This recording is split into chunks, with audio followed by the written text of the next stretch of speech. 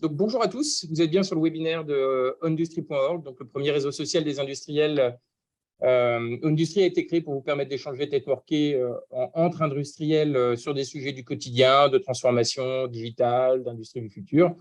Vous trouverez sur la plateforme Industry.org vos pairs, des actualités sur les sujets de l'industrie 4.0, des formations gratuites et surtout des webinaires avec des grands patrons de l'industrie, comme ce jour, où j'ai la chance de recevoir Yannick Stenou du groupe Bell.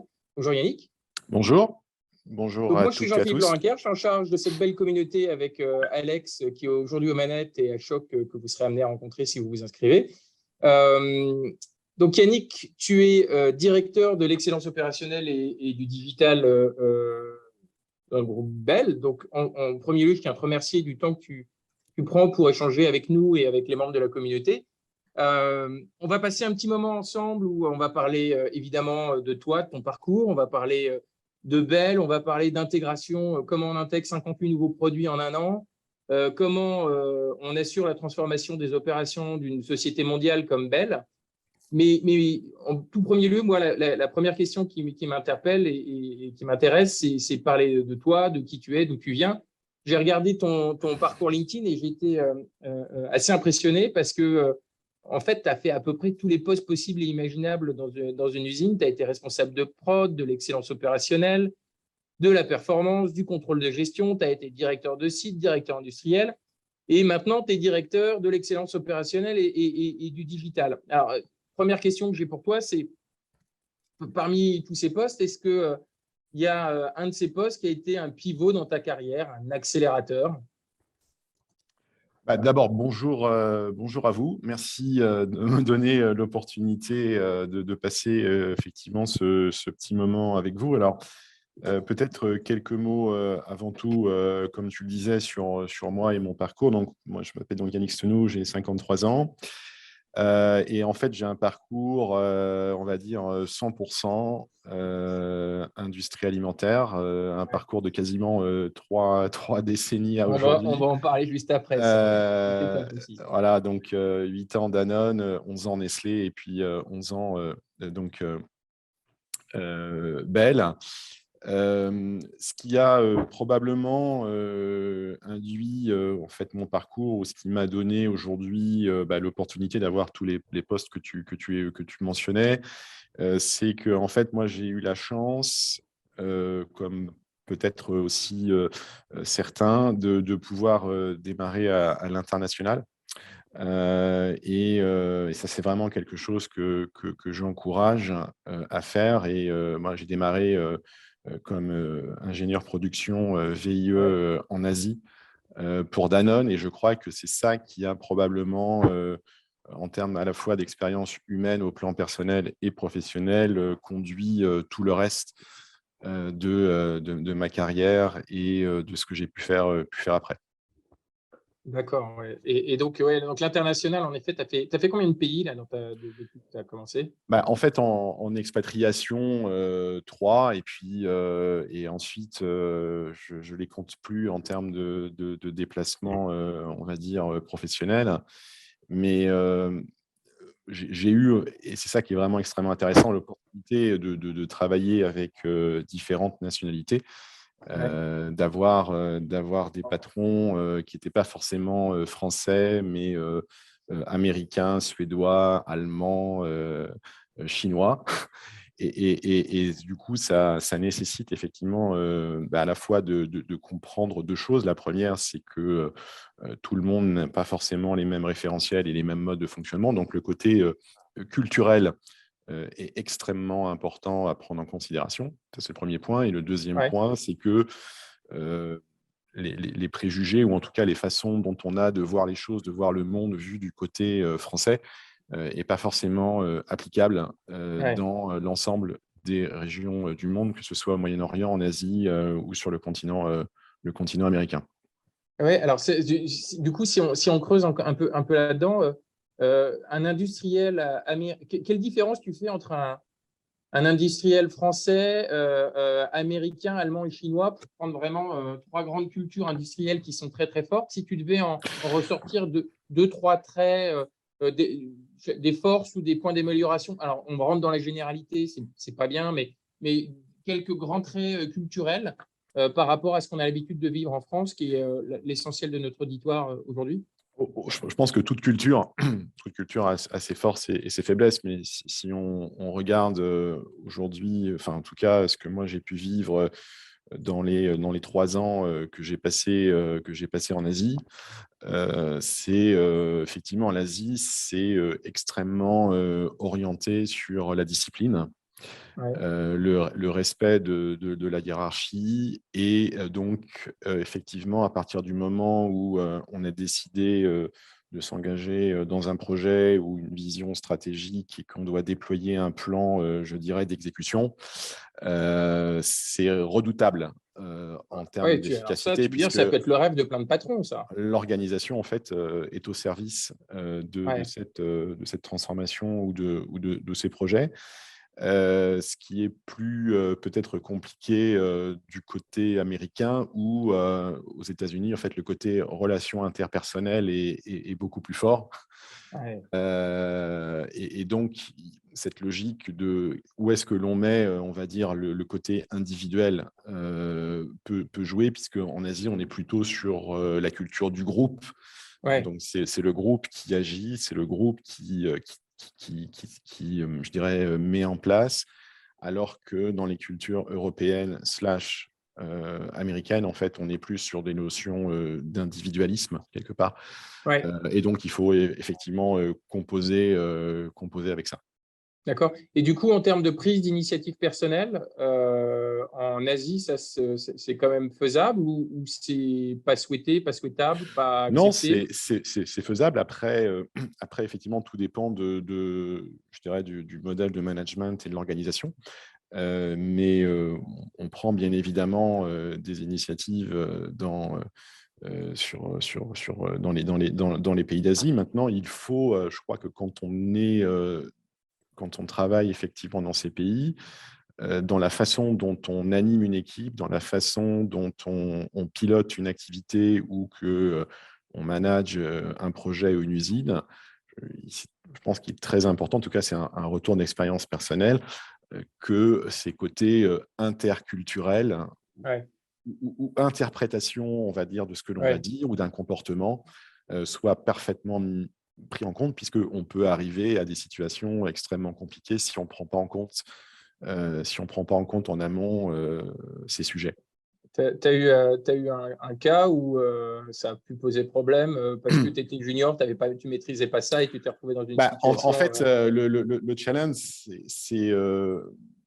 je suis parti en VIE tout de suite après être sorti de l'école, quasiment. Ouais, Donc 23 ans. Et en fait, j'ai été envoyé au fin fond de la Thaïlande pour une mission qui était à l'époque extrêmement challenging, qui était en fait le démarrage d'une usine. ah oui, À l'époque, Danone avait construit un site de production Greenfield, hein, en fait, hein, donc ouais, partie zéro.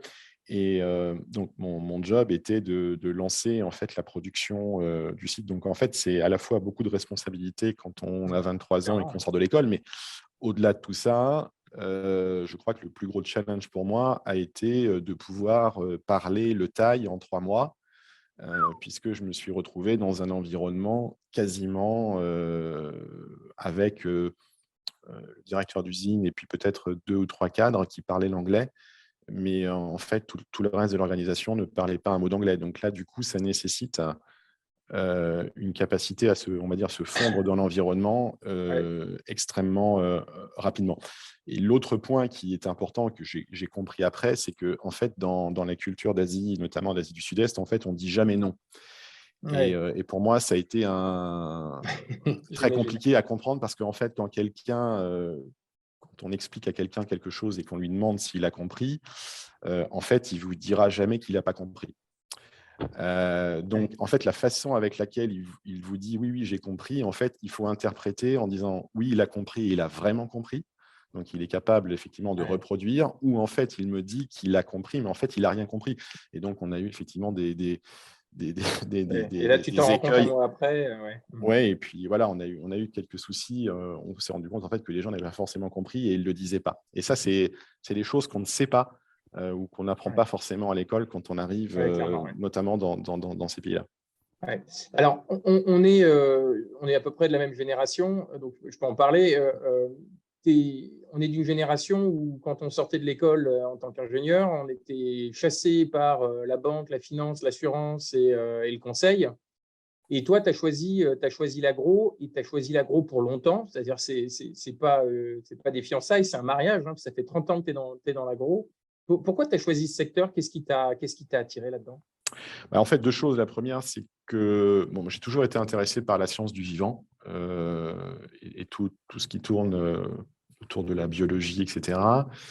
Et puis, je pense aussi qu'il y avait probablement des valeurs humaines assez fortes, puisque moi, je fais vraiment un lien très fort entre l'alimentation et ça, pour moi, c'était, je pense, extrêmement important. Et on se rend compte aujourd'hui, dans beaucoup d'études, du lien extrêmement fort entre, dans la presse, hein, entre l'alimentation et la santé et quelque part le niveau d'exigence que l'on doit avoir dans l'alimentation. Chiant, Lionel. Si effectivement on regarde les différentes crises sanitaires qui ont pu avoir lieu ces Ouais, dernières semaines ouais. sur des chocolats ou des Et des pizzas pizzas. surgelées, quoi. Mm. Ouais. Ouais, c'est évidemment c'est la hantise de tout le monde. C'est d'un jour d'avoir une crise de ce type-là et qu'on a eu avant sur du lait en poudre, qu'on a eu. Enfin bref, Absolument. ouais. Euh, une carrière, évidemment, ce sont des occasions et c'est aussi des rencontres. Est-ce qu'il y a une personne qui, pour toi, a été un exemple ou un mentor, si on prend les grands mots, et est-ce qu'il t'a donné des conseils ou un conseil que tu utilises encore aujourd'hui, quelques années après? Bah, en fait, si je regarde et si je me projette un petit peu en arrière, bon, j'ai quand même eu sur certains postes beaucoup de difficultés et notamment, j'ai passé effectivement 5 ans au Moyen-Orient, sur une zone qui est toujours, mais qui était à l'époque extrêmement compliquée. Puisque moi, je suis arrivé chez Bell en 2012, 2011-2012 et 2011-2012. Ce sont les printemps arabes Ouais, en Égypte, c'est la révolution libyenne, ouais, c'est la guerre en Syrie. Et donc, en fait, moi, j'opérais sur l'ensemble de la voilà, région et super. puis accessoirement l'Iran. Et j'ai beaucoup utilisé, je dirais, on va dire Un précepte. un précepte que j'ai pu partager avec quelqu'un qui m'a beaucoup appris et enfin, je pense que ça a été l'un de mes mentors dans ma carrière Nestlé. Et qui m'a vraiment enseigné la capacité je dirais, de résilience Ouais, et la capacité à prendre du recul par rapport à la ouais, pression du quotidien, puisque quand on doit délivrer le business dans des environnements en guerre, en guerre, ouais. avec des attentats, avec des risques de sécurité majeurs, il faut être capable de prendre vraiment du recul par rapport aux choses et donc quelque part de faire preuve d'une grande capacité de résilience. Et c'est ce que cette personne m'a vraiment appris à faire, puisque le niveau de pression est tel que si on ne prend pas ce recul nécessaire, on a quand même du mal à gérer et garder, comme on dit assez trivialement, garder la tête froide, quoi. Ouais. Oui, oui, en effet, là, c'est des beaux baptêmes du feu que tu as eu à faire. Si on parle un peu maintenant de Bell, alors évidemment, dans le milieu industriel et notamment agro, Bell est très connu, mais par le consommateur, le groupe l'est un peu moins. En revanche, les marques sont iconiques, hein, depuis qu'on est enfant, en tout cas quand on est français. On a été nourri au Babybel, à la vache qui rit, à la Péricube, au boursin, au Materne, Confipote, enfin, aussi bien du laitier que du fruit. Euh,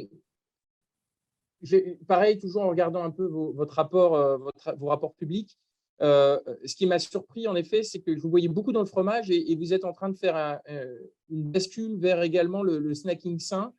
Et vous avez lancé 58 produits ou innovations en 2021. Premièrement, est-ce que tu peux nous parler un peu de ça et surtout des impacts en termes de production? Parce que quand tu as autant d'innovations à lancer, faut les sortir quoi, à un moment donné. Peut-être effectivement quelques mots sur ce qu'est le groupe Bell aujourd'hui. Donc déjà, premier point, bon, c'est un groupe qui existe depuis plus de 150 ans. C'est un groupe familial et comme tu le disais effectivement très justement, c'est un groupe qui a opéré une évolution stratégique majeure puisque notre ambition est de devenir en fait le leader mondial du snacking sain. Et du snacking sain, pas uniquement sur ce qu'on va appeler le dairy, c'est-à-dire le fromage, mais également sur le pôle végétal slash fruits. Et donc, bien évidemment, tout ça, ça amène tout un tas je dirais, de changements au sein du groupe, hein. Donc aujourd'hui, on est à peu près 11 800 personnes, à peu près 3 milliards, un petit peu plus de 3 milliards de chiffre d'affaires. On a 29 usines dans tout un tas de pays et 57 filiales de distribution. Ça nécessite effectivement, au niveau du groupe, une capacité à la fois de réactivité et d'anticipation sur les Ouais. innovations extrêmement forte. Ouais. Et du coup, comment, je ne sais pas si tu peux en parler ou pas, mais quand vous lancez le lancement d'un nouveau produit aujourd'hui, de l'idée aux premières boîtes qui sortent, en moyenne, il vous faut combien de temps?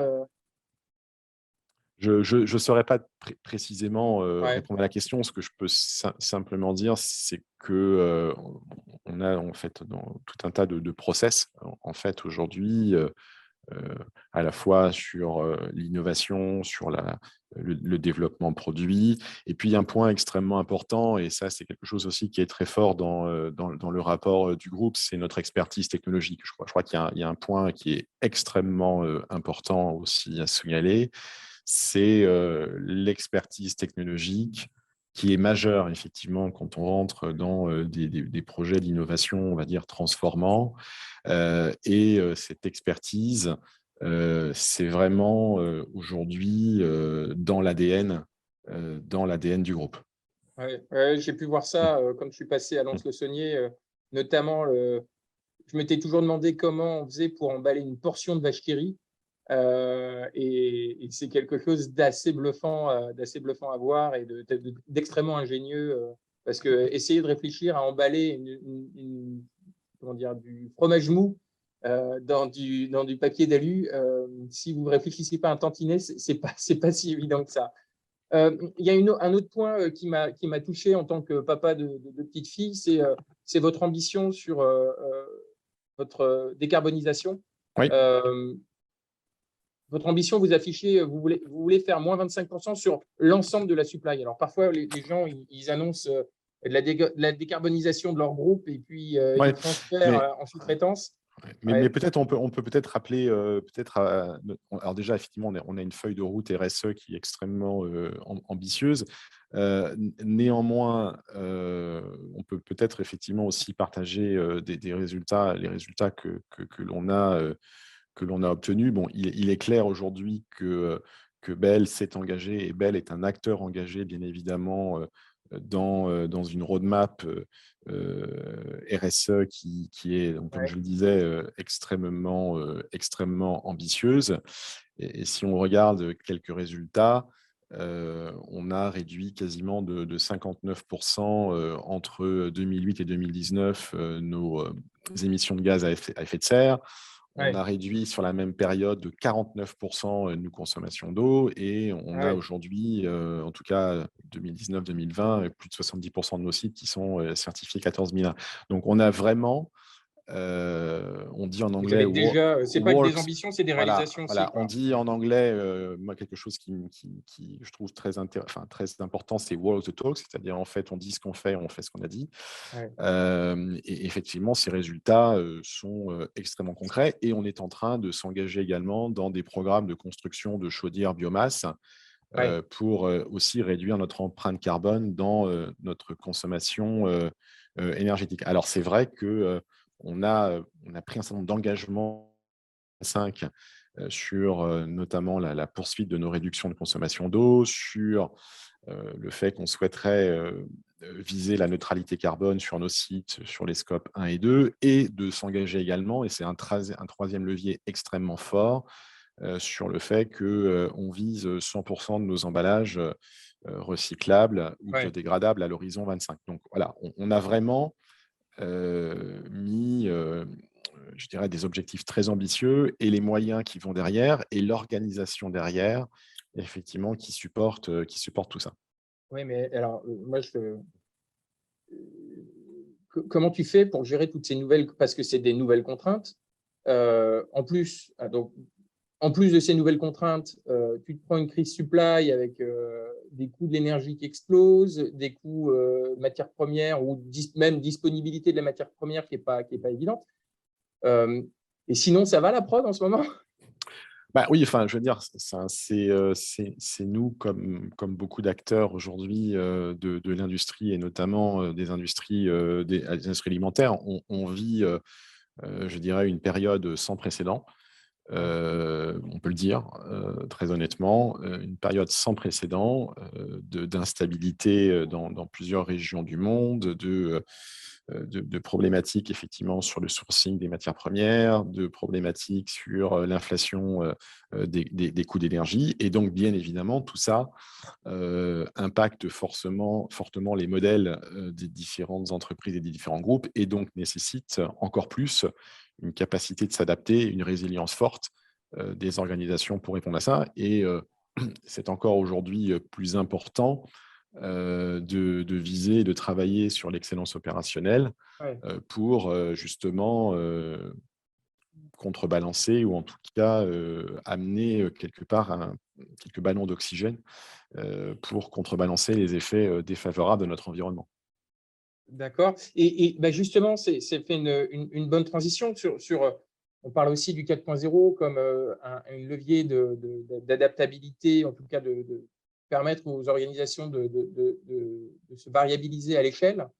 Vous avez également une roadmap 4.0 qui est ambitieuse, mais est-ce que tu sais nous dire on a des gens là peut-être dans l'auditoire qui peuvent se poser la question, mais par où commencer? Est-ce qu'il y a des éléments particuliers auxquels il faut faire attention de ton expérience sur l'analyse de l'état des lieux, la définition de la vision, sa mise en œuvre? Tu as d'expérience, il y a des choses sur lesquelles vous vous êtes éventuellement planté ou d'autres qui ont été des facteurs clés de succès que tu as pu analyser? Alors, peut-être avant de parler de la roadmap digitale, en fait, peut-être il faut remettre un certain nombre d'éléments que je qualifierais de prérequis. Ouais. Et notamment de s'interroger sur le lien ou la relation entre le digital et l'excellence opérationnelle. Ah, tu Et, fais toutes mes transitions, c'est nickel. et donc, je crois que la première chose je dirais, sur laquelle on doit s'interroger, c'est aujourd'hui quelle est notre vision ou quelle est notre stratégie en termes d'excellence opérationnelle. Alors, évidemment, tous les grands groupes ont mis en place des programmes d'excellence opérationnelle avec ce qui a pu effectivement être, je dirais, appelé lean manufacturing, Ouais, TPM, etc. Et ça, réellement, c'est fondamentaux de l'excellence opérationnelle.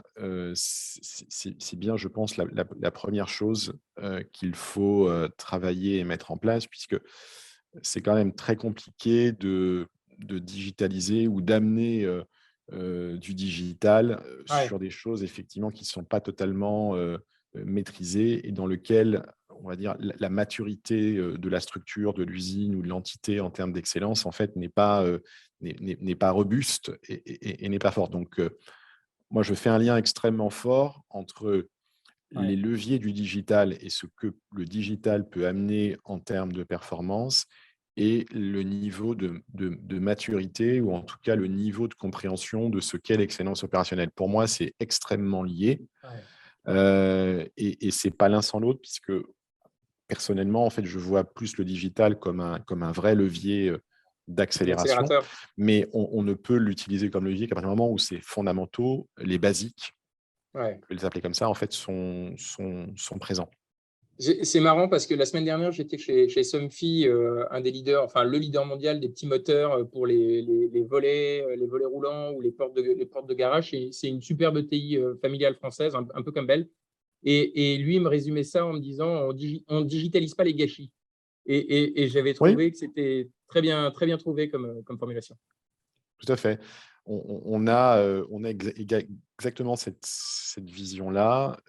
Si effectivement c'est le bazar quelque part, on ne va pas digitaliser le bazar. Et c'est un peu ça. C'est qu'on doit vraiment travailler sur la mise en place de tous ces fondamentaux, puisque le digital va toucher la data, pardon, Bien sûr, ouais. mais il va aussi toucher, je dirais, le travail au quotidien de centaines de personnes. Et donc, c'est vraiment important qu'on puisse avoir fait le lien entre ça et l'excellence opérationnelle. D'accord. Et une fois donc, à supposer que ces prérequis sont en place, est-ce que toi, dans l'établissement de la stratégie, de la roadmap, etc., il y a des outils qui t'ont été utiles ou des méthodes qui t'ont été utiles ou des questions que tu t'es posées qui sont révélées importantes pour justement s'assurer que la transformation allait bien se dérouler? En fait, on a remis, si on regarde aujourd'hui, le digital, nous, on l'a appréhendé sous différents axes, et en fait, le 1er axe que l'on a, vraiment travaillé, c'est l'humain. Ouais, C'est-à-dire, la notion enfin, comme on peut l'appeler, digital workforce en anglais, c'est-à-dire comment le digital peut apporter et créer de la valeur dans ce que font les gens, au quotidien, dans leur travail. Et donc ça suppose bien évidemment, que, on ait compris, sur quel levier on pouvait agir pour améliorer tout ça. ouais, Mais je crois que le «digital» entre guillemets, au quotidien, sur, comment je peux, accélérer un certain nombre de choses en donnant aux gens, les moyens, d'obtenir la donnée, en temps réel, de réagir en temps réel et au final, de créer de la valeur en prenant les bonnes décisions. Je crois que c'est un enjeu, extrêmement important. Donc nous, on a plutôt appréhendé nos priorités sous, l'angle, humain. Néanmoins, on en a, bien évidemment, d'autres qui sont à prendre en considération. J'en ai parlé tout à l'heure, donc la notion de data, et de remonter des données, pour, générer, peut-être, un meilleur impact sur la qualité produit, ou le pilotage des process, qu'on va appeler les analytics. Ça, ouais, c'est également un levier, extrêmement important, et on a ensuite, d'autres typologies, de leviers sur l'automatisation, ouais. et la robotisation. Mais en fait, je pense que le 1er point est plutôt de se concentrer sur comment, au travers du digital, on peut, mieux piloter les opérations et donc du coup, apporter une vraie valeur, aux équipes sur le terrain. Ouais. Et alors, si on revient sur ces trois sujets que sont l'humain, la data et l'automatisation, euh, sur l'humain, est-ce que toi, tu vois aujourd'hui alors, il y a une transformation, donc il y a de l'accompagnement au changement. Est-ce que tu vois des similarités entre le passage all-in qui a débuté il y a 30-40 ans? Alors, toi, 40 ans, tu n'as pas vu, t'as Mmh. pas vécu, mais il y a 30 ans, tu as pu un peu voir. Et le passage au 4.0 actuel, est-ce que il y a des similarités que tu as pu identifier et du coup, ça te donne des pistes aussi sur comment amener les équipes à basculer plus facilement? En fait, notre point de départ, nous, c'est qu'en fait, on part du lean, en fait, et donc nous, on voit le digital comme un accélérateur de performance. Ouais, Donc en fait, on connecte systématiquement les 2. d'accord. Donc et ça, c'est très important, c'est que, quel que soit le cas d'usage identifié, quel que soit l'enjeu associé, on connecte systématiquement une initiative digitale à comment cette initiative, en fait, elle va s'intégrer dans notre modèle Lean Group Bell et Ouais. comment elle va, au final, délivrer une performance et sur quel, on va dire, levier de performance elle va s'appuyer. Donc ça, c'est un premier point. Donc, et c'est aussi pour ça que j'ai en charge l'excellence opération d'un côté et Bien le sûr. digital de l'autre, puisque on réalise effectivement tout un tas de projets pour améliorer notre performance opérationnelle. Donc, pour nous, c'est un point extrêmement important on va dire, de départ. D'accord, ouais. Donc le lean est vraiment le socle de tout et le digital n'est qu'un moyen, n'est qu'un accélérateur, mais Oui, pas un but en soi. c'est pas un but en soi, non. Ouais, d'accord. C'est pas un but en soi parce que je pense qu'il faut qu'on donne du sens aux choses. Enfin, on digitalise pas pour digitaliser, en fait. Oui, oui, C'est le sens qu'on doit amener derrière. Et en quoi ce que nous allons apporter au niveau du digital changera la vie du quotidien des centaines de personnes qui travaillent dans le groupe. C'est ça, aujourd'hui l'enjeu. Et donc, si on n'a pas compris un certain nombre de choses sur où est créée la valeur et comment le digital peut nous aider à créer encore plus de valeur, en fait, on risque peut-être de ne pas être sur les bons sujets et au final, de ne pas réussir à transformer. ouais. Et du coup, j'ai une question qui vient de l'auditoire. C'est est-ce que tu rencontres des différences de maturité lean entre tes différentes géographies ou Oui, tes différentes usines? Et du oui, coup, est-ce que ça te pose un problème dans l'exécution de ta roadmap? absolument. En fait, Une bonne question. c'est une très bonne question. On a des différences, comme je dirais aussi beaucoup de groupes qui opèrent dans différentes régions du monde. Nous avons des usines top performing et des usines un peu moins Toujours? sur la partie lean. Ouais. Et donc, on doit, on doit composer avec ça. Et en fait, j'ai, alors au risque peut-être d'avoir paru comme un peu trop directif ou trop top-down. En fait, moi, j'ai lié la maturité digitale au roadmap stratégique. Pardon, j'ai lié la maturité lean au roadmap stratégique digital. C'est-à-dire que, D'accord. en fait, les usines, C'est pas le même plan pour tout le monde, quoi. c'est pas le même plan pour tout le monde et des usines qui n'ont pas aujourd'hui atteint le niveau de maturité minimum requis ne rentrent pas dans des programmes D'accord. digitaux. OK, donc c'est très clair là-dessus. Toujours des questions autour du facteur humain. Donc, une question de Maya, c'est comment tu prends en compte le facteur humain dans la transition digitale? Et une autre question qui pose, est-ce que pour toi le digital vient en complément ou en substitution des humains? Je pense connaître ta réponse, mais Alors, ça ne peut pas venir en substitution parce qu'au final, je pense que la part de l'humain et comment on va développer les compétences, comment on va développer l'expertise est importante. Et moi, j'ai quelque chose pour moi, enfin, j'ai une moto qui est une citation un peu, qui est un peu triviale, mais que je considère extrêmement importante, c'est que je pense qu'à la fin, ce sont les gens qui font la différence. ouais, On dit en anglais people make the difference et c'est vrai et j'ai pu le tester dans des dizaines de cas.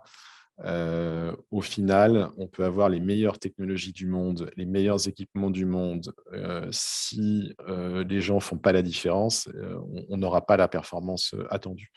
Donc, c'est d'accord. vraiment le digital est vraiment un accélérateur de la performance opérationnelle, mais c'est aussi un accélérateur qu'il faut mettre au regard de comment est-ce qu'il peut aider à développer l'autonomie, à développer l'expertise, à développer la capacité d'apprentissage des gens qui travaillent pour le groupe. Et je vais être un peu challengeant. C'est les people ou c'est le process? Tu vois, tu parlais de la culture asiatique tout à l'heure. C'est les deux, c'est les deux, c'est les deux. Ouais, Ce sont les deux, bien sûr. C'est les process au travers de tous les standards qu'on peut établir, euh, notamment chez nous, ce qu'on a fait sur le Lean, et bien évidemment, les people. C'est bien l'un avec l'autre, hein. C'est les standards et les gens. Et le d'accord. digital vient en complément pour accélérer tout ça. Euh, et je pense aussi, parfois, c'est un peu sous-estimé, c'est que le digital également est également un vrai levier aussi de compétitivité en termes de pouvoir d'attraction. C'est-à-dire qu'on Ouais, vit aujourd'hui dans un monde où je dirais la ressource humaine va devenir de plus en plus compliquée. On sait aujourd'hui qu'il y a beaucoup d'entreprises qui peinent à à trouver. trouver Ouais. des candidats. Mm. Je crois que le digital est également un levier d'attraction des talents de demain, Ouais. important on va dire, à ne pas sous-estimer. Ouais. Et, alors, on va revenir sur, après l'humain, on va passer au deuxième sujet qui était le sujet de la data. Donc, captation, exploitation de la data. Moi, j'ai un fantasme que je vois pas assez souvent dans les usines que je visite, c'est que l'opérateur a l'ensemble des données nécessaires à l'exécution de ses tâches ou la résolution de ses problèmes. Enfin bref, qu'il puisse devenir le plus autonome possible et le plus proactif possible. Euh, et souvent, il a pas assez de données pertinentes au bon moment pour pouvoir travailler en autonomie. Ça peut venir de plein de choses. Souvent, c'est un problème de captation de la data, un problème de traitement de la data, de mise à disposition de la data. Euh, J'imagine que c'est un sujet sur lequel vous êtes penché. J'imagine aussi que c'est un sujet que vous ne pouvez pas traiter tout seul et il vous faut le support des départements IT. Comment tu arrives à synchroniser un peu tout ce petit monde sur un sujet qui est très complexe et je trouve encore pas assez maîtrisé dans le monde industriel, en tout cas en France. Bah, en fait, si on revient sur la data, évidemment, la data, c'est je dirais, le nerf de la guerre. Sans Ouais, data, on risque pas je dirais, de faire grand-chose. Alors, je suis pas un expert, on va dire, des réseaux ASIT data. Ce que je peux dire simplement, c'est que l'enjeu, c'est que pour moi, l'opérateur doit avoir la bonne data au bon moment et au bon endroit. Et que derrière, on soit capable aussi, au travers de la data, de lui donner non seulement des éléments pour qu'il puisse réagir, mais également de l'aider, par exemple, en l'alertant sur, par exemple, des écarts constatés entre ouais, ce à quoi il devrait être et ce qu'il est, le niveau auquel il est aujourd'hui, que ce soit sur des fonctionnements machines ou des contrôles qualité ou d'autres types effectivement d'informations qu'on lui demande de remonter au cours de son poste de travail. Donc en fait, la remontée de la donnée, elle est évidemment importante et nécessaire pour réagir, mais je pense qu'il faut qu'on aille encore beaucoup plus loin. C'est qu'il faut qu'on soit capable effectivement de pouvoir anticiper et de prédire un peu mieux les choses et donc derrière de pouvoir être sur des systèmes on va dire, de cas de retour dans lesquels on lui dit, voilà, sur tel ou tel élément, on n'est pas dans le standard et donc il faut qu'on prenne des actions et il faut que tu puisses réagir avec telle ou telle action corrective. et quelles sont les difficultés que tu as pu constater alors, chez Bell ou en discutant avec tes pairs hein, sur justement cette accessibilité à la data au bon moment, au bon endroit qu'est-ce qui, dans la vie quotidienne, rend la chose difficile à mettre en place? Bah, je pense qu'on est beaucoup plus sur des sujets relatifs à l'obsolescence et aux évolutions technologiques. On a des lignes ultra sophistiquées, ultra modernes Ouais, qui sont totalement connectées du début à la fin. Et puis, on a des lignes qui ont, dans certains cas de figure, 50 ans ouais, et dans lequel, en fait, on a une obsolescence totale des PLC et où on ne peut absolument rien remonter du tout. Donc, en fait, de notre côté, on a un enjeu de connexion de l'ensemble de nos équipements à la remontée de données, avec des équipements qui sont connectés et qui remontent la donnée, des équipements qui ne sont pas connectés mais qui sont connectables, oui. et des équipements pour lesquels manifestement on ne va pas pouvoir faire grand-chose. Donc on a une vraie composante technique slash technologique à prendre en considération. Ce que je dirais simplement en plus, c'est que on peut remonter des milliers et des milliers de données, ça c'est très facile à faire. Après, la question, c'est toujours de se remettre dans je dirais le poste de travail, c'est de quoi est-ce qu'on a besoin pour produire. Et donc, de nouveau, de pouvoir sélectionner la bonne donnée au bon moment, au bon endroit. Parce qu'on peut remonter effectivement des centaines de données sans Ouais, mais là, forcément… tu peux noyer les absolument, gens sous de la donnée qui ne sert à rien. absolument. Tu parlais des machines et de leur connectivité. On a pu constater, nous, de voir des fabricants de machines qui ne te rendaient pas les données disponibles spontanément. En gros, ils te demandaient de payer quelque chose de plus pour pouvoir avoir accès à tes données qui sont dans tes machines. Alors, j'imagine que quand on s'appelle Bell, on n'a pas trop ce problème-là. C'est des choses que tu as pu voir, dont tu as entendu parler, ou est-ce que tu trouves qu'aujourd'hui l'écosystème équipementier est en train de s'assainir et arrête ce genre de choses? Je n'ai pas eu de cas de figure personnellement. Simplement, ce que je peux dire, effectivement, c'est qu'aujourd'hui, les fabricants d'équipements, machines, que ce soit dans l'industrie alimentaire ou d'autres industries, ont tendance à, je dirais, à offrir des perspectives d'application de mesures en ligne, ce qu'on appelle les TRS, qui sont les mesures des temps d'arrêt, etc. Donc, en fait, ils vont beaucoup plus loin que ce qu'ils ne faisaient jusqu'à présent par rapport à, je dirais, à leurs propositions ou en tout cas à leurs offres de lignes de production. Je pense que c'est très important de composer avec eux parce que alors, parfois, ils sont totalement incontournables parce que ce sont des grands fabricants d'équipements et donc on doit pouvoir être capable de travailler avec eux. Mais je pense qu'il faut qu'on travaille avec eux dans un climat ou dans une approche de partenariat et pas forcément dans quelque chose qui soit totalement verrouillé, mais que la data soit disponible pour qu'elle puisse être traitée ailleurs si on en a besoin. Et tu parlais tout à l'heure de ce qu'est le quotidien de tous les industriels à travers le monde. Alors, même les greenfields finissent par devenir des brownfields avec une hétérogénéité des machines en termes de technologie, en termes d'obsolescence ou autre. Il y a de plus en plus aujourd'hui d'IoT disponibles, de capteurs, de vibrations, de pression, etc.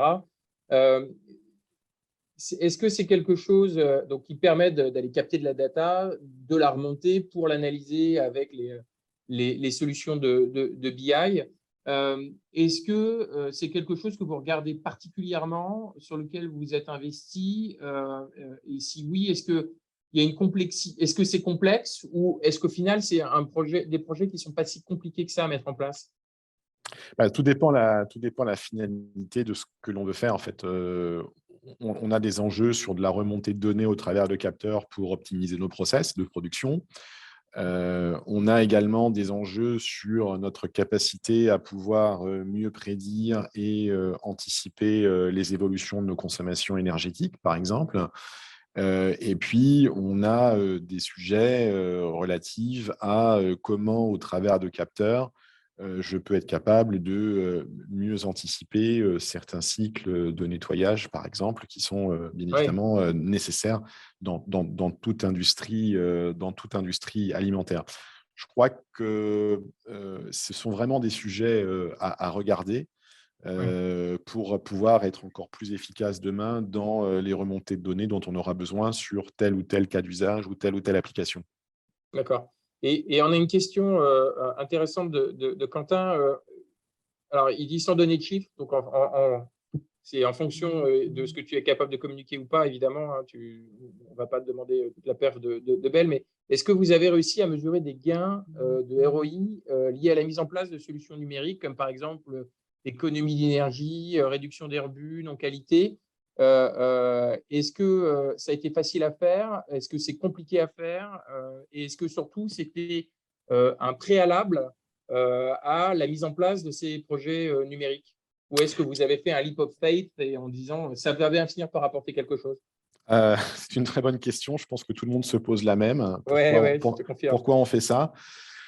Bon, évidemment, nous, on a pris effectivement le parti de lancer ce qu'on a appelé des POC, hein. Donc, on a lancé différents POC Ouais, sur différentes applications et différents cas d'usage pour valider un certain nombre d'hypothèses, je dirais, de performance. Et il est clair que au sein du groupe, on doit être capable de démontrer une création de valeur. Alors, qu'elle ouais, concerne une optimisation dans le fonctionnement des lignes, qu'elle concerne une réduction de consommation d'énergie ou qu'elle concerne une réduction du taux de perte et du rebut ouais, produit, in fine, on crée de la valeur. ouais. Et c'est ça qu'on va chercher à regarder et bien évidemment à pouvoir estimer de façon à ce que on puisse passer de la vision POC à quelque chose qui soit beaucoup plus standardisé en termes de plan de déploiement et qui soit mis en place dans, je dirais, dans l'ensemble des usines du groupe. Néanmoins, c'est toujours un peu compliqué de calculer des ROI sur certains cas d'usage. Et l'un des risques que l'on pourrait mettre en exergue, c'est le fait de parfois ne pas avoir démontré un ROI suffisamment bon et de se dire on arrête. Ça, je pense que Hmm. c'est une erreur parce que intrinsèquement, on a des choses qui sont captables, mesurables, mais Ouais, bien sûr. on a une partie de la création de valeur qui n'est pas Et forcément diffuse. captable, qui est diffuse et Hmm, qui n'est pas forcément captable en toute évidence. hmm. Si on regarde des digitalisations de processus d'amélioration continue et de lean, on est certain que ça crée de la valeur, mais de là à dire ça a créé tant, c'est Ouais. un peu compliqué. Et ça serait une erreur de considérer qu'au final, on n'a pas pu démontrer de chiffres très clairs et de se dire bah, on Du arrête coup, tout. on arrête. Ouais. Hein, parce qu'on a, aussi une dimension quelque part de transformation qui est à prendre en compte. Et ne serait-ce que quelqu'un qui passait son temps à saisir de la donnée 2 heures par jour, Ouais, euh, et demain, grâce à un certain nombre de choses, de solutions, il ne le fait plus, on a gagné 2 heures par jour. Ça ne veut ouais, pas dire que le poste sera supprimé, mais pendant ces 2 heures par jour, il peut faire faire d'autres autre chose. activités qui Hmm, créent une valeur pour l'entreprise. bien Et sûr. c'est ça qu'il faut bien Et, avoir en compte. et alors, pour le coup, j'étais pas dans le monde industriel à l'époque, mais t'as pas vécu la même chose avec le Lean il y a 20-30 ans où on se disait, est-ce que le Lean, finalement, c'est un ROI derrière, quoi. C'est ça. Je pense que enfin, tout lean, enfin, alors après, Il y avait ce débat à l'époque sur le ROI oui, du Lean. alors pas en tant que tel, mais au final, combien de gains de productivité un programme lean a apporté, ce sont des choses que toute personne, enfin tout dirigeant, tout patron se pose. Ouais, Euh, je pense que enfin, le point pour moi qui est important, c'est de laisser le temps aux choses. On ne peut pas ouais. tout démontrer du jour au lendemain. Et quand on rentre dans ces dynamiques de gestion du changement et de transformation, eh bien, les choses se mettent en place, en tout cas progressivement. Et donc, derrière, on peut démontrer des impacts tangibles sur la performance opérationnelle. Ouais. Vas-y, excuse-moi, je t'ai coupé. Ah, Bah, t'avais le dernier point que je voulais rajouter, c'est que la question aussi qu'on peut te ramener à se poser, c'est on a un POC à lancer, dans quel site on va le faire ouais. et le choix d'un site pilote est parfois un peu sous-estimé alors qu'il est absolument fondamental puisqu'il peut faire au final que on démontre ou on démontre pas ce à quoi on voulait. Selon la motivation de l'équipe à y aller. Absolument. Mm. Ouais, ouais, tout à fait. Et alors, on voit aussi beaucoup, nous, d'industriels qui sont devenus des pokers professionnels, donc qui poquent dans tous les sens. En revanche, ils passent jamais à l'échelle. Comment tu arrives à éviter cet écueil? On n'a pas forcément beaucoup de recul sur le sujet, puisque aujourd'hui on D'accord? est plutôt dans des POC, hein, dans des modes Ouais, de fonctionnement POC. Après, je crois qu'il faut éviter d'en lancer partout. ouais, je suis d'accord. Je pense qu'il faut se concentrer sur ce qui est vraiment, vraiment important. Et une fois qu'on l'a démontré, ne plus se poser de questions. Je crois que c'est ça qui est important. C'est ne pas remettre en cause systématiquement les conclusions d'un POC. Si on a démontré que la valeur est créée, la valeur est créée. Et donc derrière, il faut qu'on aille beaucoup plus vite dans les phases de déploiement. Et alors, du coup, Arnaud, il a peut-être une nouvelle idée de POC pour toi. Il te demande si, si tu utilises la fabrication additive, tu sais, l'impression 3D. Alors, ça peut se faire sur l'alimentaire, hein, on l'a déjà vu. Au sein de tes projets de digitalisation ou d'optimisation de process, c'est des choses que vous Oui, regardez un peu? on a regardé ça dans certains sites du groupe, absolument. D'accord. Bon, peut-être que tu ne peux pas en parler. C'est des choses pertinentes, intéressantes ou pour l'instant, ça reste du gadget? C'est de l'exploration. D'accord. On a regardé des choses, notamment sur des fabrications de spare parts, de pièces détachées dans certains sites en impression 3D. D'accord. J'ai pas forcément beaucoup Pas sur l'alimentaire, plutôt sur sur les les pièces équipements. détachées Oui. et l'équipement. Mm. D'accord. Du coup, moi, j'ai encore deux questions pour toi. La première, c'est est-ce que il y a deux outils 4.0 que tu as pu observer, vu soit chez Bell, soit chez des confrères, que tu pourrais nous donner, qui te plaisent particulièrement, que tu trouves très pertinents et qui peuvent peut-être aider, être des bons premiers projets pour certains de nos auditeurs? Alors, c'est une question un peu compliquée parce qu'on n'a pas forcément, on va dire, tout le recul Recul. nécessaire. Ce que je peux simplement dire, c'est que je suis assez, on va dire, stupéfait du nombre de solutions et la vitesse avec laquelle, en Ouais. fait, les solutions évoluent, arrivent. On peut se dire quelque chose maintenant et peut-être que demain matin, ça sera plus vrai. Ouais, tout à fait, ouais. Donc moi, je suis assez ébahi de cette agilité, en tout cas de rapidité avec laquelle un certain nombre de solutions sont aujourd'hui sur le marché avec Développé, ouais. des succès ou pas d'ailleurs, hein. Certaines solutions aujourd'hui peut-être trouvent peine à pouvoir être déployées. Les solutions que nous, on veut vraiment mettre, on va dire, sur le devant de la scène sont celles de nouveau qui sont liées, comme je le disais en introduction, à notre pilier Digital Workforce. D'accord. Donc une notion de cette approche d'opérateur connecté. Et c'est pour moi l'un des éléments sur lesquels on va fortement, je dirais, mettre l'accent dans D'accord. les prochains mois et les prochaines années. C'est très clair. Tu l'évoquais tout à l'heure, attirer les talents est aujourd'hui complexe. Alors, Dieu merci, l'actualité fait qu'aujourd'hui, on parle, après avoir fait 20 ans d'industrie bashing, on en parle plutôt en positif actuellement et tout le monde se rend compte que réindustrialiser la France, c'est une priorité. Est-ce que tu as un argument, un élément à donner à un ou une jeune ingénieure pour lui dire de rejoindre l'industrie plutôt que d'aller dans un cabinet de conseil en stratégie ou dans des banques? Bah, en fait, je pense que le point, le point important, en tout cas en termes d'éléments positifs sur l'industrie, c'est la diversité des parcours.